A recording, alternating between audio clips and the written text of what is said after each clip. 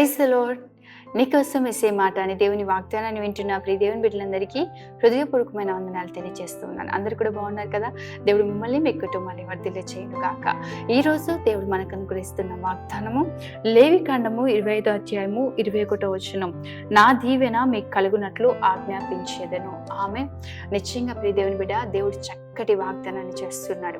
ఏమని ఆజ్ఞాపిస్తాడంటే, దేవుని దీవెన మనకు కలుగునట్లుగా. నిజమే, దేవుడు మనల్ని దీవిస్తే ఆశీర్వాదాన్ని ఎవరైనా తీయగలుగుతారా?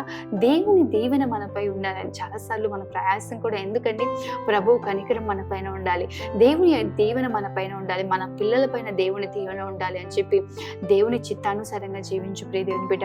ఆయన వాక్యము విని, ఆయన మాట శ్రద్ధగా విని, ఆయన మాట చొప్పున నువ్వు చేయగలిగినట్లయితే ప్రభువు తన దీవెన నీకు అనుగ్రహింపబడినట్లుగా చేయగలిగిన దేవుడు.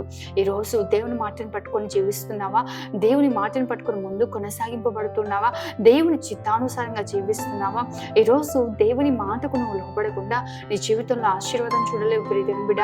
ఏది ఉన్నా లేకున్నా, ఎంత ప్రతికూలమైన పరిస్థితులున్నా, ఎంత ప్రతికూలమైన అనుభవాలు నీ జీవితంలో ఉన్నా, దేవుని మాట విని దేవుని మాటను అనుసరించి జీవించడం నేర్చుకోండి.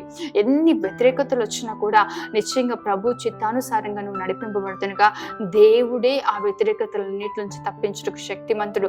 నువ్వు లోబడుతున్నంత కాలము, మనుషులకు నువ్వు లోబడుతూ దేవుని మాటను తృణీకరిస్తున్నంత కాలం దేవుడు నీకు ఏ సహాయం చేయడు.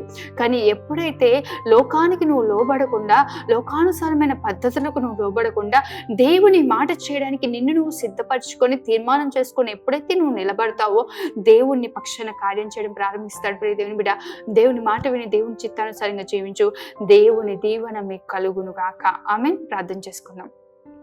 మహోన్నతుడు అయిన తండ్రి, సర్వశక్తిమంతుడైన దేవా, సర్వాధికారి నీకే వందనాలు, స్తోత్రాలు ప్రభువా.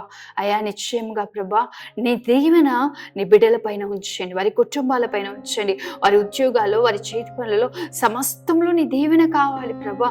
నీ ఆశీర్వాదం లేకుండా, నీ దీవెన లేకుండా, నీ కృప లేకుండా మేమేమీ చేయలేం ప్రభా. నిశ్చయంగా తండ్రి, నీ బిడ్డలు ఈరోజు ఒక తీర్మానం తీసుకొని నీ చిత్తానుసారంగా వారు జీవిస్తుండగా, నీ మాటను అనుసరించి నీ మార్గంలో వారు నడుస్తుండగా నీ దీవెన వారిపై ఉంచబోతున్నందుకు వందనాలు ప్రభా. నిశ్చయంగా బిడ్డల్ని దీవించండి, కృపచేత నడిపించండి, బలమైన గొప్ప కార్యాలు చేయండి. యేసు నామములో అడుగుతున్నాను తండ్రి. ఆమేన్. దేవుడు నిశ్చయంగా మిమ్మల్ని మీ కుటుంబాలే దీవించును గాక. God bless you.